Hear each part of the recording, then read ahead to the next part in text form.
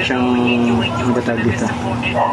Yan, parang makikita nyo. Yan. 300 lang, pamain 300.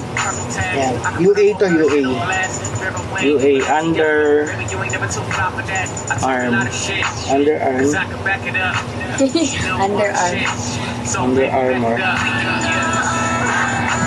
Ayan. 300 lang po, 300. Yung ano yan. Kaysa sa medium. So, unisex to, pwede sa babae, pwede sa lalaki. Yung ano. Yun yung fitting niya sa medium. Body frame ko po medium. 5'4" yung height ko. Ayan. Medium, 5'4" ang height ko. 6 to 9 kilos. Pamain 300. UA po ito, underarm. Ayan.